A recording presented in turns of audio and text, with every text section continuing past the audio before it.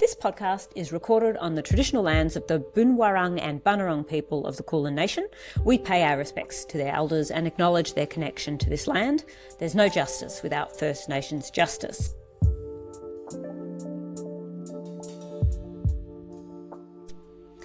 Welcome to Second City. Hi, Alex. Hi, Lerna. Hello. The place where everybody is welcome and where every week we'll be asking and trying to answer, if the first city falls, how do we want to build a new life together in the second city?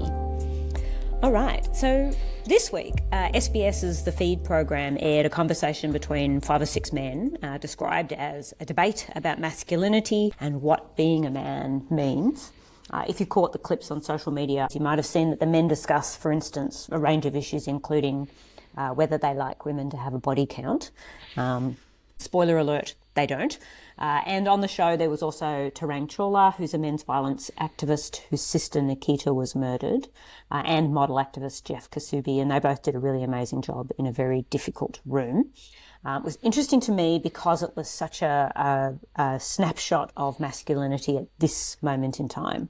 And it seemed to me that there was a pretty big divide in that room, and that even though these guys were trying hard to find common ground, I'm not sure that was achieved. So yes, I'll put a link to that show down in the show notes because I think it's an interesting watch.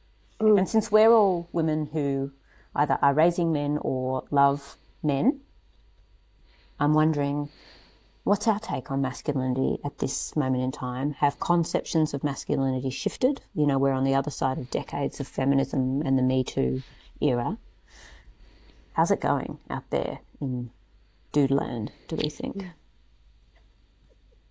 Alex, what is your research? Or you speak to what do you know, Alex? Section of people. You do. We've actually done specific research on exactly this. And the best kind of encapsulation of sort of there was this really common theme running through with young men saying, like, I've just had a gutful of being told that masculinity is a toxic thing, right? And that we are inherently a problem. But one guy kind of framed it really perfectly that, you know, as men, we're treated like shit, but as men, we treat each other like shit. And I don't think, and, you know, apologies for saying not all men, but I genuinely think this is not all men. I'm seeing more and more men who are gentle and kind to each other. And there is space being made for men to be vulnerable with each other. But again, it's not all men. And so I think our first city, second city framing is like so important, not just for people who care about like kindness and decency and fairness and all of that stuff, but it's really important for like this whole man-woman discourse thing, because I don't think there's a tension between masculinity and everything else. I don't even like to get into like patriarchy.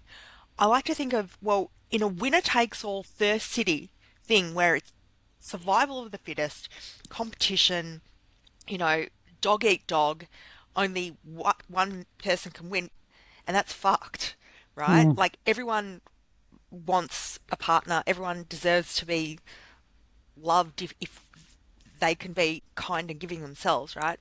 And so I would much rather, like, move away from discussions of patriarchy or masculinity being toxic or any of that, and look at like, what does a second city man get to define himself as? Like, what can he, like, how can he strive to embrace a kind of masculinity that not only doesn't sort of cause harm to others or whatever, but doesn't cause harm to himself, because he can move away from seeing women as this weird binary of only sexy or mummy, and anything that doesn't fall into sexy or mummy is like not worth anything. But there can be like women who are buddies, women who are mates. Whenever a man calls me mate, I know I'm with someone who's okay, right? And mateship between men and women can evolve into other stuff that can be romantic, can be, all sorts of things. It's really interesting that you bring that up about, because remember when Harry met Sally, he always said men and women cannot be friends. And that is, I reckon that's pretty much the feeling of a lot of the men in our generation, in their 50s, 60s. But speaking more about something else that you said before, this is based on what I see through my son and his interaction with his friends, and they're a sensitive bunch of young men. They turn to each other when they're having mental health crises. They're not macho alpha males. They treat women really respectfully. They treat each other respectfully. But at the same time, I know that there are other boys their age are the cliched, oh, she's drunk, let's take advantage of her, like the real dickheads, They're there. But the majority of the boys that I've encountered through my son have been really decent, good, sensitive men. And they're confused. They don't know how to act anymore. Like, we want to open a door for a girl. We want to pay for them. Well, am I supposed to? Am I not supposed to?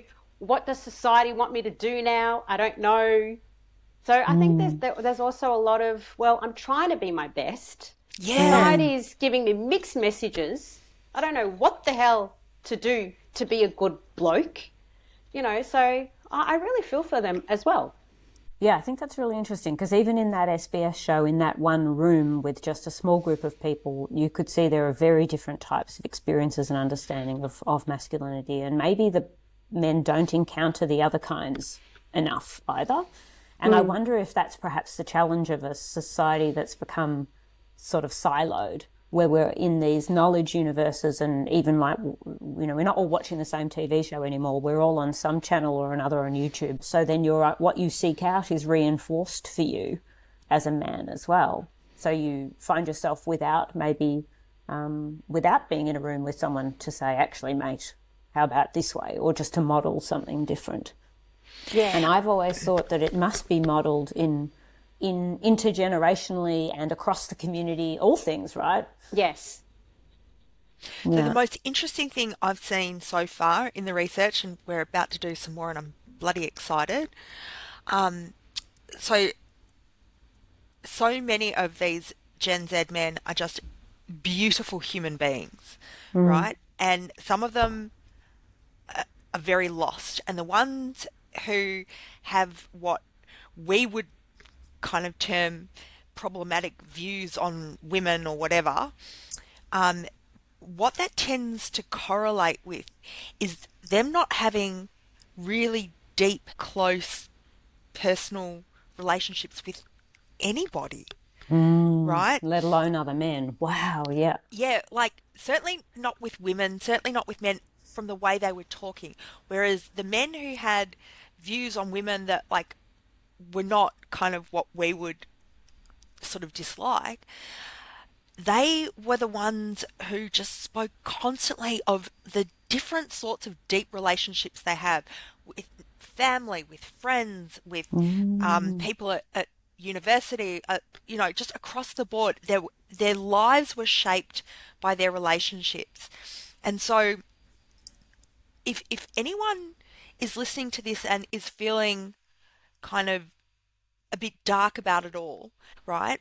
I don't automatically think you are an unsalvageable misogynist. What I think might have happened is that you've been in a situation in which you haven't had those kind of deep relationships where you haven't been expected to be the tough guy, the guy paying for everything. Well, and I think this is all against the framework of a fragmenting community, as you say, where we're not in relationship with each other or encountering each other the way that we used to.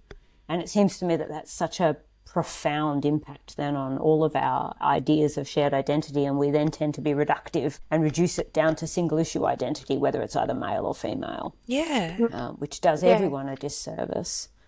Yeah. But those online grifters who try to sell you like, how to be a pickup artist and how to dominate women and whatever. What they're really selling you is themselves. They're making money off you being alone and lonely and miserable.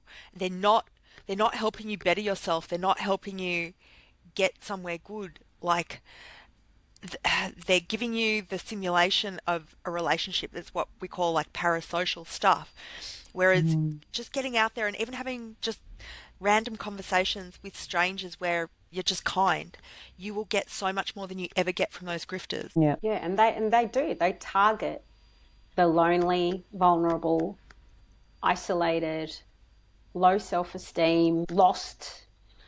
That's what should be, managed on social media and things like that, not banning, under 16s. Yeah. Yes, interesting. Yeah. Yeah. Our 18-year-old talks about how she's read research, and I'm sure you also have, that politically young men are moving further to the right and young women are moving further to the left.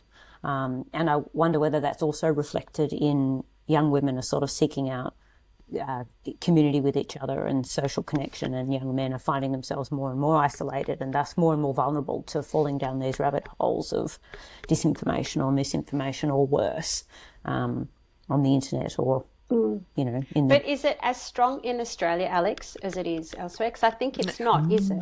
Interesting. So that's an American trend. It's very American. Fascinating. And it's also misunderstanding a bit of what's going on in the US as well. So they're not really moving to the right. They're moving into anti-establishment. It's not just anti-poll. It's like burn the system down more. And that is more reflected now in Republican politics, or it was. It's not going to stay the same. And so to see it as a left-right dichotomy is just, that ain't how it is even there. But it's particularly not the case here at all. Like Gen Z men are overwhelmingly voting progressive. Oh, interesting. Yeah. Oh, I love them. Yeah. Well, my son voted, he's a progressive voter. He voted in his first federal election, and he actually voted, was it last year or year before the state election? Yeah. Yeah. Whereas I feel like older generations, people have conservativized as they've gotten older and, of course, accumulated wealth and stability and all those sorts of things. I think about it sometimes in terms of, because I feel like we're in the end of a system of economics that's kind of disintegrating and fragmenting and fraying, right? Late stage capitalism. And I feel like that system took power away from men, took autonomy away from men, and in return it offered them control in their own domestic realm. It said, we're going to take all of we'll render you powerless in lots of ways, but we'll allow you to have control over the domestic realm in your house. And that it's been that sort of prior generations to us, where Gen X, I think, has been the generation that's really tried to tear down that patriarchal system of male domination and control. It's so ridiculously recently that women were allowed to have bank accounts or buy, property or vote or any of those things. I was going to say the US is starting to regress a bit now, all this talk of, it's like, surely not, surely they're not going to take the vote away from women. That's impossible. There's murmurs of it. And hands up who watched Adolescence. Oh, yes, multiple times. I binge watched the whole thing in one night by myself, and then I was blown away by it. And I said, we have to watch it together, because I wanted to get, the kids' views. And it was really interesting. I ended up watching it with my, at that time, 17-year-old daughter, and she loved it. But she loves, acting, and so she really appreciated it for the production. Technical, technical production of it, the acting, the everything you've done, and she was really blown away. But then I watched it with my husband, my youngest daughter. Both of them said, "Oh, is that it?" My daughter said, "Oh, yeah, it was all right. It wasn't really like, but we don't have any of that emoji stuff here. Like, that's really, I've never heard of any of these things, My husband, he said, this has been going on since I was in school.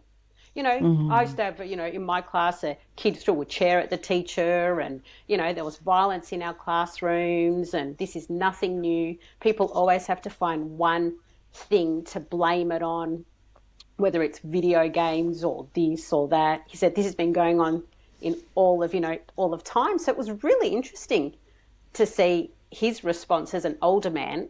And then a couple of days later, I watched it with my then 19-year-old son, and he could not relate to it Oh, that's so interesting. Yeah, so I thought, oh, okay. So I had all these different people's viewpoints, and so how about you guys? I'm quite heartened that it didn't feel familiar or recognisable to your son. That's good news, right? Yeah. So I asked my son if he knew who Andrew Tate was, and he said he'd heard of him and he'd heard people talking about him, but he didn't really know anything about him. So, yeah, perhaps it's the same, that incel culture's sort of a bit fringe. But see, my son does know him, and he said he used to follow him when he first started because he did really great he did not know this other side of him. He said he's really motivational. He gets you to work hard and to strive. And he had no idea of the other side.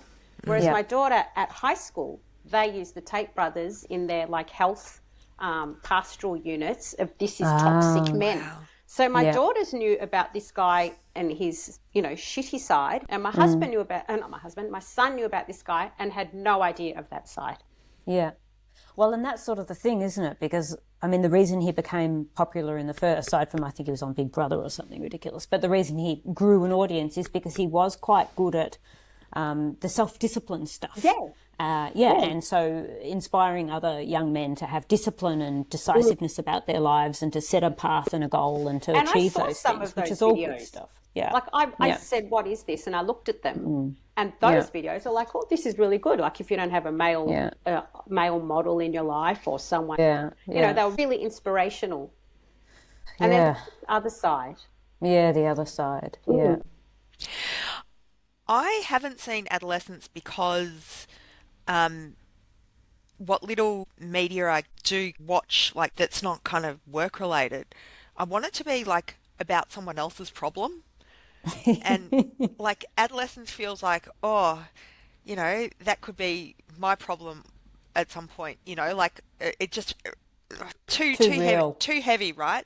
But I've heard a lot of commentary around it, and it does make me wonder, and especially after hearing what Lerna was saying, whether its massive success has been principally among Gen X parents like us who are fucking panicking that young men are being sucked into these radical rabbit holes. And some are, sure, but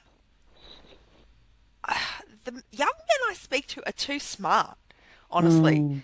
Most of them don't buy this shit. They just don't. Yeah. Yeah, I remember my son saying about Andrew Tate that he's just into having things and showing off things, and my son doesn't value that stuff, so it's not relevant to him, so he's just not moved by that. So Go your son. Yeah, right. Cars and motorbikes and yachts and whatever. Not for us, man. Yeah, that's wanky shit. Yeah, truly. Yeah.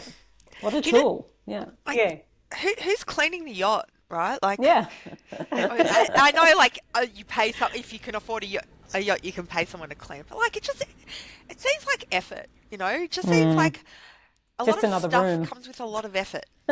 All right, segue. Yes. I will say the one thing that I took away from Adolescence, which was positive, was that I asked myself, how much do I really pay attention to what my kid's doing on the internet? And it did increase my interest in his experience online and created some conversation around that. And what I found was incredibly boring. And that's good, right? Yes. No rabbit holes here. Yes. Just some, boring games. It also showed how important the connection is.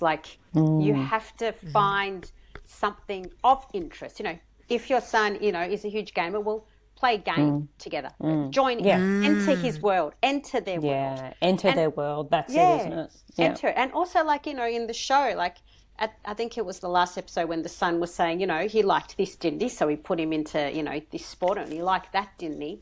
Well, no, it really showed that no, he didn't. You were forcing him into your world rather than you going into his world. Yeah. So that's what, and then I started thinking of each kid. Have I, when you start ticking boxes, did I do this? Have I done that? Have I forced them into anything? Am I in their world? But as you're talking, Lerna, just having listened to you, even though we've been friends for much longer than this podcast has been going, I've learned about your parenting style much more deeply from this project, so right? Yeah. And what I've learned is how much you've gotten into their worlds, right? And then it made me think back over other conversations that we've had. It's something that you're actually really gifted in. And the fact that you're even worried about it is like, from the outside, amazing, because I wish I was as good as you are at getting into my kids' worlds as you've been with your kids. Like, I think it's something really special that you do. Yeah, Okay. I agree. Thank you. Yeah, I remember I once took a video of, I don't know why I was videoing, but I was videoing a tree in the wind that was pretty, and my son was telling a story to me in the back. And he was telling them like it was a story of a dream he had about some Spider-Man character. And it was just like, you know when children talk and it's just like, oh my God. Yeah. And I'm like going to my happy place in the tree. And I put the video on the internet and Spencer's just in the background. And then Spider-Man, you know. And I'm like blowing in the breeze. Do you remember during COVID, all those videos and memes and everything was coming out, and there was this one of this woman sitting there with this kid, and she just kept pouring the red wine in her glass because the kid was going, and then I did this, and then there was that, and then I did. It's like the kid just kept talking, and this woman just kept drinking her wine. Yeah. I love that. That's what I'm picturing. Oh man, COVID. That was a lot of time with our had kids. this thing. He doesn't do it so much anymore, which is sad. But like, he used to just start talking and telling you something, and you think, "Fuck, are you having a stroke? Fuck!" Like, or like, are you having a like some sort of psychotic break? And he's like, not the type to have a psychotic break. And what he's doing is he's telling you about a dream he had, but he's neglected to tell you it's about a dream. Man, that feels so critical. Yeah. You have to label this absurd tale. Yeah. But and normally, because I think it's the nature of people telling you about their dreams that, like, you know, you want to open a vein. But my dad really loves hearing about dreams that you've had. He wants to hear them, and then he wants to like do the deep psychoanalysis. Like, he's got no like background or training in it whatsoever, but he loves like to think about what it really means in a deep way. He's the only person I've met who likes to hear about your dreams. Fascinating. Which raises the question of how have the men in your life shaped your view of masculinity? Aha! Beautiful segue, Sonia. What do you reckon? I mean, my dad passed away 11 years ago, and I often think how sad it is that my son doesn't have his old part in his life because his dad is a poet and my partner works in finance, and his role models are, neither of them are sort of outdoorsy, sporty people, but my dad was a very outdoorsy person, and I wish my dad was around to take my son to the bush, you know. And to share a love of nature with him, which I have and struggle to get to in a busy life. But also my dad was a very gentle man, and that's the sort of masculinity that I've always felt the safest with, a gentle sort of, where strength isn't domination, it's more like wisdom. Yeah, that's beautiful. It is. Yeah. My dad was a short little man. Like, he was not a big man. He died, it'll be 2 years on November 11 of this year. And he grew up, so when I grew up, he had 2 daughters, and he was one of those men who would just sit there and we would do his hair. You know, my sister and I would put the clips. He was bald. He had just like 3 wisps of hair on the top. We'd put clips and ribbons, and he'd just sit there. He'd let us do whatever, you know, we'd dote over him. But, you know, he was a big joker. He was very jovial, big, you know, let's laugh and have a drink, you know, whatever. But he was very gentle, very, very, we've talked about our dads a lot with Alex. He was very, a very big reader. He read, he had a very sharp mind till the last breath he took. And he and my son, who was his very first grandchild, had an incredible connection. You know, they both supported Arsenal in the Premier League, and they just had this incredible connection. My son, when he was little, would follow him around with, you know, with his hands behind his back like my dad, and that's cute. So he was a brilliant dad. But I remember when I was 15, like, we bought all the time. Like, we went through a really bad patch, and it hurts me more now. When I was 15, I hope he has forgiven me. Like, it's like now that I look back and I see what a intelligent, gentle, loving, incredible man he was. But yeah, so I hope he knows, because I feel like I didn't say it enough to him. Yeah. But yeah, I had a great dad, which I have come to really appreciate more now than I did when I was young. Yeah. Which is unfortunate. It's a long burn, isn't it? Sometimes the father-daughter relationship. Yeah. Yeah. Alex, I know you've got a pretty cool dad too.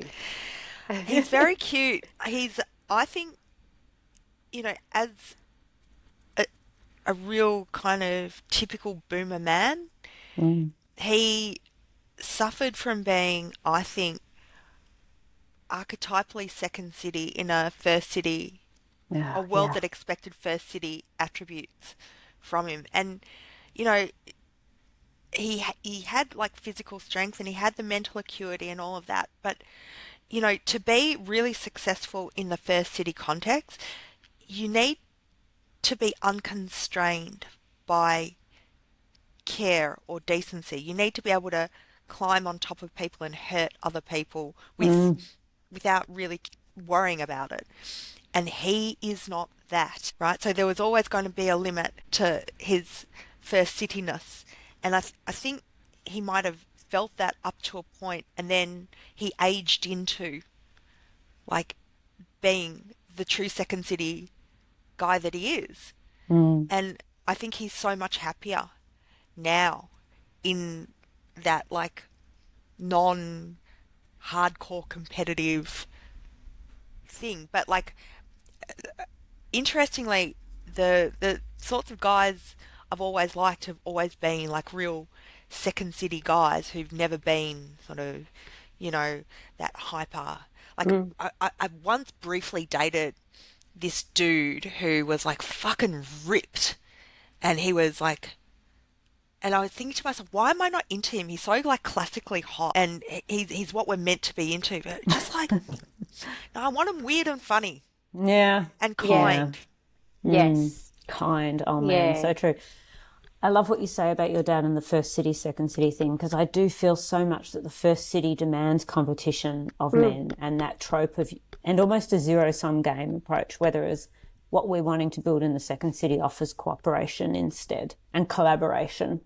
And kindness. Kindness. Yes. Oh, man. And actually, not both my dad and my husband are second city men, And and also when I think of like my dad was a migrant, that takes a lot of strength, and you have to leave your ego behind. You are literally picking up, you're coming to another country with just one suitcase. That's what they each had. My mum had one suitcase, my dad had one suitcase.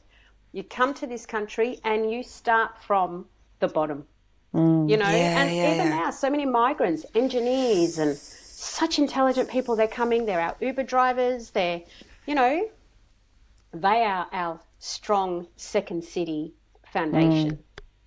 People willing to do the hard work, and you leave your ego behind. Yeah. That's a beautiful best of masculinity, second city. Spirit of adventure. Yeah. Yeah. Yes. Yeah.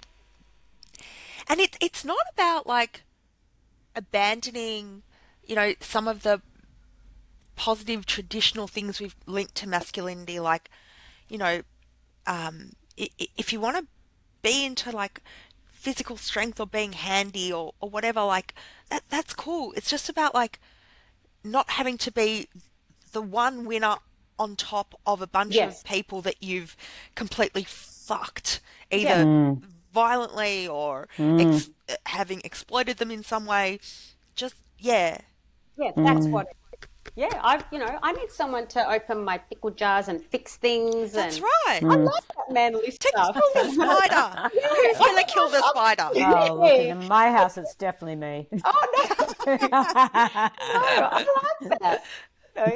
I like that. Oh my Yeah. God, there's a noise. Can you go check out the noise? Because I'm scared. Oh, that's true. But please Yeah. be careful. Don't go outside.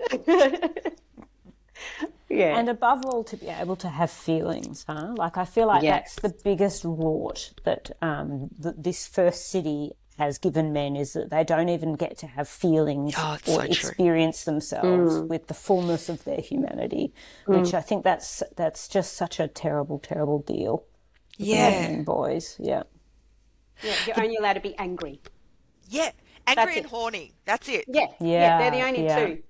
Ugh, yeah. And then not even to deal with either of those. There's not even good modelling on how to deal with those emotions either, angry or horny or any of them, let alone sad. Yeah, my son is a child who didn't show sadness from a very young age. When my dad passed away, I think that's sort of where that all started for him. Oh, wow. Yeah, and I remember him saying, "Old Pa died and went to Kevin," because Oh, dude, they're so gorgeous. Oh, Kev's a good bloke. That's nice. like Kevin. Yeah. And then, when the rabbit died shortly after, he wouldn't talk about the rabbit, it never existed, Yeah, and I feel like it's in his teenage years that we've had to really, he sees a psychologist and to sort of process some of that stuff and have a space where he's permitted to and invited to share. And it struck me that there aren't many opportunities where we invite boys to share their feelings. Girls have those opportunities in social circles all the time, but boys not so much. Yeah. So in the second city, we do that. Yes. Yeah. In the second city, we make room for men, right? Like, I had this weird experience when I was, like, much younger.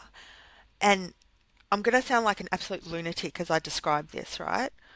But I saw this immigrant guy who was just alone eating some noodles. And it was like my heart was just gripped, like, this is a man who's alone, who needs, like, someone to be caring for him. And there was something about him eating those noodles alone, and he looked like he'd been working hard, and who's going to care for you? And not that, God forbid, stereotypical, women in the home, like caring for men. I don't mean it like that. I mean that, who is your community around you?